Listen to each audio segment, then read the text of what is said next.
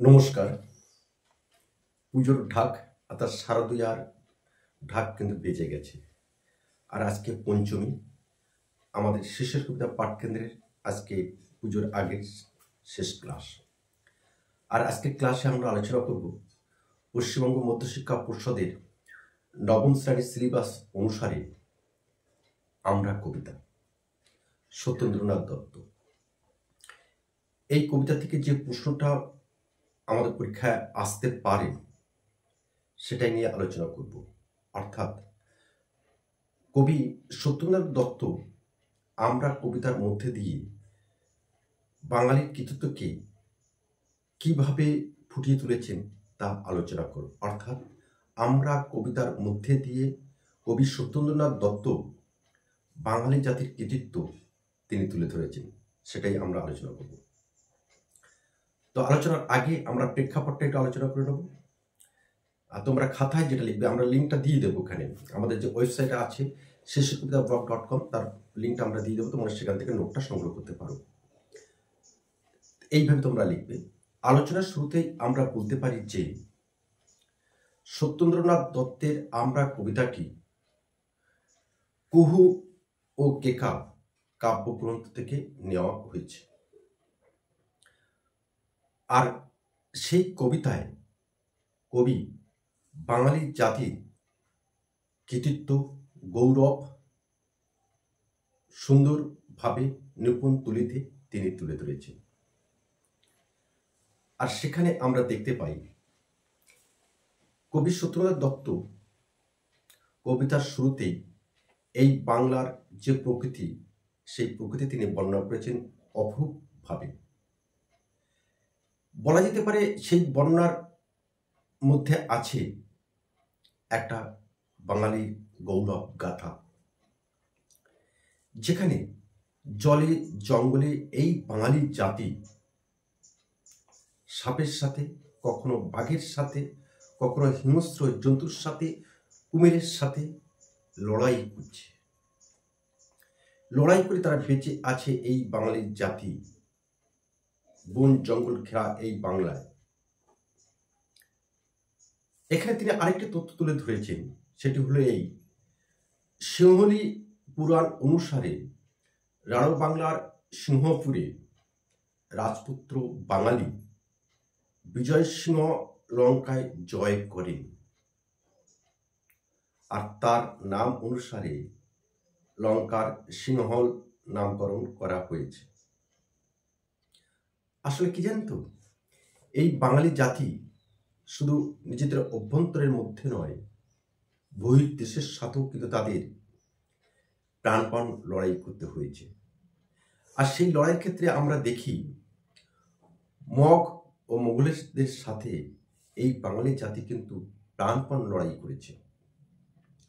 বারোভূয়াদের মধ্যে অন্যতম চাঁদ রায় প্রতাপাদিত্যকে পরাজিত করতে দিল্লির মোগল সম্রাটকে রীতিমতো বেগ পেতে হয়েছিল। আবার এই বাংলার গঙ্গাসাগরের তীরে কপিল মুনির আশ্রম আছে, তাই কবি মনে প্রাণে ধরে নিয়েছেন যে এই সুপ্রাচীন সাংখ্য দর্শনের যে রচনা ভূমি এই বাংলা, বাঙালি পণ্ডিত অতীশ দীপঙ্কর তিব্বতে গিয়ে বৌদ্ধ ধর্ম প্রচার করেছেন। শুধু প্রচার করেননি, সেটাকে কিন্তু বিস্তার কিভাবে লাভ করে তার জন্য কিন্তু তিনি প্রচেষ্টা করেছেন। এখানেই শেষ নয়, আমরা দেখি নবদ্বীপে রঘুনাথ শিরোমণি মিথিলার পণ্ডিত পক্ষধর মিশ্রকে কিভাবে তর্কযুদ্ধে পরাজিত করেছেন, আর সেই পরাজিত করে বাংলার গৌরব তিনি কিন্তু বৃদ্ধি করেছেন।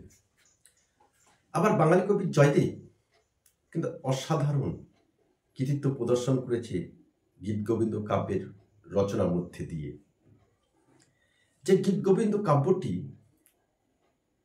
সংস্কৃত সাহিত্যের একটা অমূল্য সম্পদ বটেও, পরবর্তীতে বাংলা সাহিত্যে এই গীতগোবিন্দ কাব্যটি একটি বিশেষ জায়গা করে নিয়েছেন।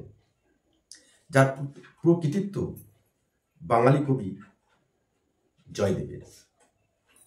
আবার স্থাপত্য ভাস্কর্য শিল্পে আমরা বাঙালির কৃতিত্ব বেশ দেখতে পাই। পাল যুগের বিখ্যাত ভাস্কর্য ছিলেন বিটপাল ও ধীমান। পাল যুগের বিখ্যাত ভাস্কর্য শিল্পী ছিলেন বিটপাল ও ধীমান। আবার মহাপ্রভু চৈতন্যদেব, রামকৃষ্ণদেব আধ্যাত্মিক ও সামাজিক ক্ষেত্রে কিন্তু অপরূপ মহিমা দান করেছেন।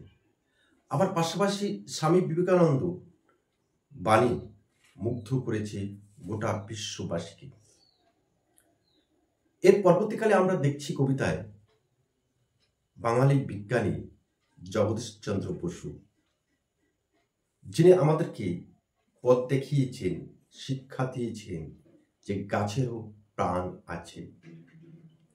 আচ্ছা, গাছের প্রাণের যে স্পন্দন আছে তা তিনি আবিষ্কার করেছেন, তিনিও কিন্তু বাঙালি বিজ্ঞানী।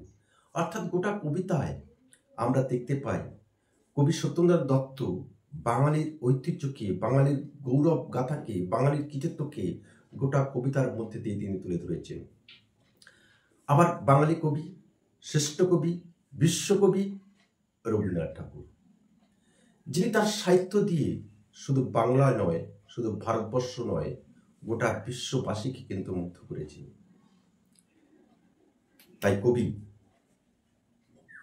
আশা করেন, এরপরও কবি আশা করেন যে এই যে বাংলার বুকে যে সকল পণ্ডিত, কবি, লেখক, সাহিত্যিক, বিজ্ঞানী আছেন, তারা প্রত্যেকেই তাদের কর্মচেষ্টার মধ্যে দিয়ে বিশ্বের দরবারে নিঃসন্দেহে শ্রেষ্ঠত্বের শিরোপা তিনি আনবেন। আর এই বাঙালি জাতি, গোটা বাঙালি জাতির যে গৌরব গাথা আমরা কবিতার মধ্যে দিয়ে কবি সত্যেন্দ্রনাথ দত্ত তুলে ধরেছেন তার আমরা কবিতায়। আর যে কবিতাটি স্থান পেয়েছে কুহু ও কেয়া কাব্যগ্রন্থে। তো আজকে পঞ্চমীর দিনে আমরা এই ক্লাসটি করলাম। আশা করি আমরা যেভাবে তুলে ধরতে পেরেছি তোমাদের কাছে নিঃসন্দেহে আমরা পৌঁছাতে পারবো। আর তোমাদের কাছে পৌঁছাতে পারলে তবেই আমাদের এই আলোচনা সার্থকতা হবে। তো আজ আমরা এখানে রাখি। আগামী কোনো একটা প্রভাতে, সকালে বা অন্য কোনো সময়ে নিঃসন্দেহে তোমার সঙ্গে আমার, বিশেষ করে শিশির কবিতা সুন্দরবন ইউটিউব চ্যানেলের পরিবারের সাথে আবার দেখা হবে। ধন্যবাদ। সকলেই ভালো থেকো। শুভ শারদীয়া।